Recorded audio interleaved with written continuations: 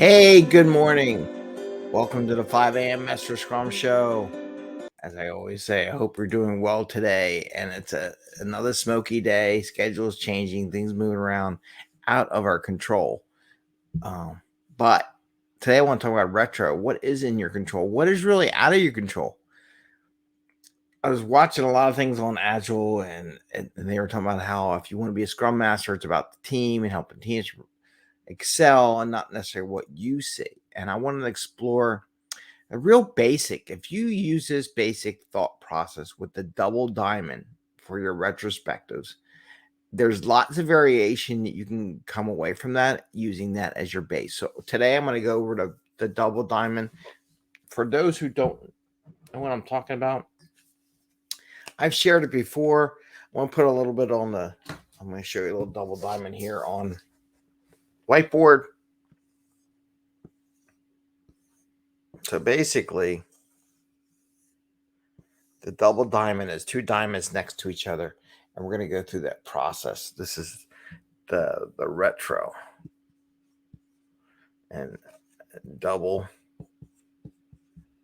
diamond, and we're going to kind of talk about that, how to use that as a basics for how you do your retros and how do you set it up from there. And if you use the double diamond, which you could say it came from system engineering practices and things like that too, it'll help you give you a good base for how do you want to shape your retrospectives, how do you want to shape your discussion among the team and everything like that. So it's 5 a.m. Mester Scrum Show. I am Greg Mester, Scrum Master and Agile Coach, and we talk about Scrum and Agile in a very practical and tactical way, so you can bring value to the customer, not work crazy hours to get that value, and have some fun along the way.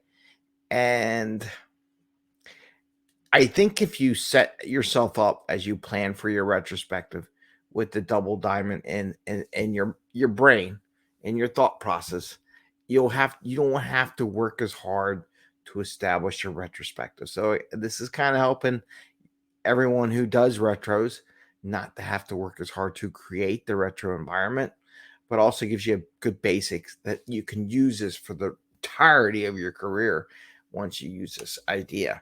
So I drew the double diamond on the whiteboard. Again, it's just two diamond shapes next to each other. And the idea, and I'm going to give it a little variation as we talk about this a little bit.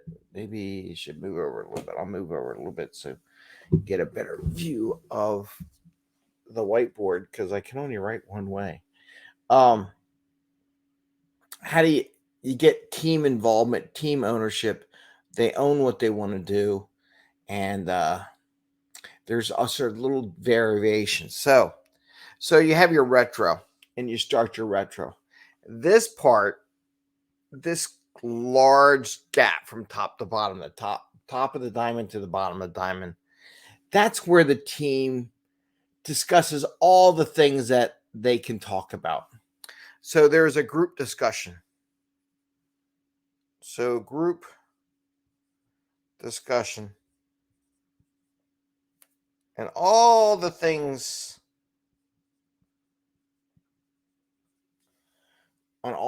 that they could actually cover or things they want to talk about. So you get everyone's feedback. So this is the group discussion, getting feedback on what could they talk about, what could they fix. So this is what could be fixed or improved.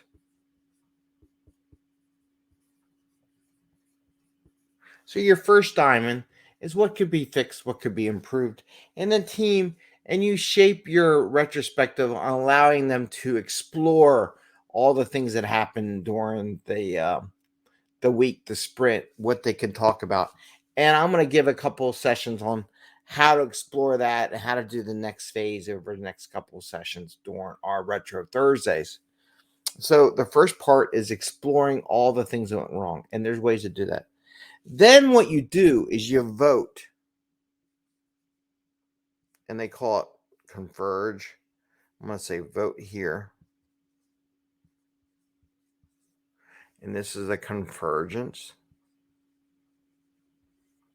So where they vote is where they converge. Diverge is that gap in the first between the highest part of the diamond and the bottom part of the diamond. That's your diverging. Convergent is where they all vote on all these topics that you said they could cover, that they experience or sprint, and they all agree to a point on what they want to. And there's different ways voting. There's different avenues. I'm just going to put voting, but so maybe we'll talk about how do you get there too? How do you converge? So I'll do a show on divergence in the beginning. How do we converge that beginning? And then we got another divergence here. So once they figure out the topic that they want to cover, we're going to do another diverge. And here's we're going to talk about solutioning. How do they want, what are all the different ways they can solution? So what are the ways to solution? Right? So why do we do this? So this is where the team, another group activity, group discussion. So they said, this is what we want to fix. Now there could be lots of ways to solve that problem. Okay. And there's and if they come up with something quicker, but we'll go in that too later. But they can diverge. So now you're having the group have a discussion. What are all the different ways you can, and you have this conversation. They come up with some different things. And then they converge again. And they vote at the end of the diamond, where the diamond comes back together, and they converge. And here they pick what they want to implement. Pick implementation. How do you spell implementation? Implementation. I'm running out of space. Pick for sprint. I don't have enough space on the whiteboard. Pick for sprint. So then they vote, they converge at the end here and pick the item that they want to implement and solve during the sprint. Okay. So this is the basis for doing any retrospective that there is. So that you come into the room, you facilitate a divergence where they chat about all the things they could fix, all the things they want to improve. They converge and vote on in some form of voting, which we'll talk about in future episodes, to what they want to achieve. Then they diverge again on all the solutions to solve that problem. Trust me, there's lots of ways to skin the cat. Well, we shouldn't say skin the cat. That's meaning the kitties. Good thing Bubbles is not here. She'd be like, "What? Skin the cat? I don't want to get skinned." But more than one way to solve the problem. Then when they have all these different possibilities, they pick what they think is the best way of solving that problem out of the ones they talked about, and they implement it in the sprint. Now, this is classic. This, you could use this format for shaping how you want to do everything, because then you can plan your first diversion, your first triangle, plan how you want to do voting, plan your second diversion, how you want to do that. You could do the same thing twice. You can do it different ways. You can vary it up, and then your final implementation. Now, here's the tricky part, right? So this is where the team totally owns everything, from the discussion to the solution and the implementation. They own that. This is where a lot of agile coaches and scrum masters now step in, or bosses. The bosses will skip this first phase. They'll skip, like I was saying, maybe there's sometimes you have observations like bugs or issues or workmanship, something that you notice that you want to offer. Now, you could offer that idea as part of this divergence. Okay. You can feed in. This is where Scrum Master, feed an idea. But then they still all talk about all the other ideas too. Yours is just one of many. So this is where you could participate. Now, what some Scrum Masters can do, they'll come in here. They'll already make the decision what you want to solve right? They said, we need to fix this problem. And a lot of managers stop right in here. So if they do, then you got to let the team also come up with the solution. Now, I've had people where I taught in class where they not only offered the problem, they offered the solution, and they were just looking for compliance to what they wanted to do, right? They skip all this part. Then it's whoever comes up with the idea. They're responsible when it fails. It's their fault. But one of the things you can do, if you have a topic that you want to hit, you can let the team come up with how they want to solve it, right? So you didn't get the full team part, but there is a lot of things when they come up and say, well, let's handle this problem. Let's handle velocity. Let's handle growth. Let's handle whatever quality aspects, communication, whatever the issue that you pick, you jump to this spot in the diamond where the two diamonds meet and they converge, right? So that is one of the things I was just going to share. So there's ways you can see how this shapes up where you can skip all this and go here. That's not the best part to do in an agile environment where the team and the interaction of the people come up with what they want to solve and how they want to solve it.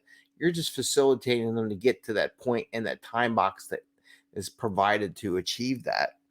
But you definitely want to achieve the end part. The goal is to get to pick the item for the sprint. Whatever you do, if you can't do that, then it was a failure from a retrospective. So you want to set up, if you have a half-hour retro, maybe there's 10 minutes of discussion, a diversion, 15 minutes talking about the maybe there's 10 minutes diversion, 5 minutes voting, another 15 minutes. I would definitely do 15 minutes on the solutions that you can. Sometimes it goes real quick. And then another 5 minutes on the pick the item you want to implement, right? But you can use this shape. Like I said, you can skip the whole first diamond, come up with what you want a solution on, and get into the team coming up how they want to solution it.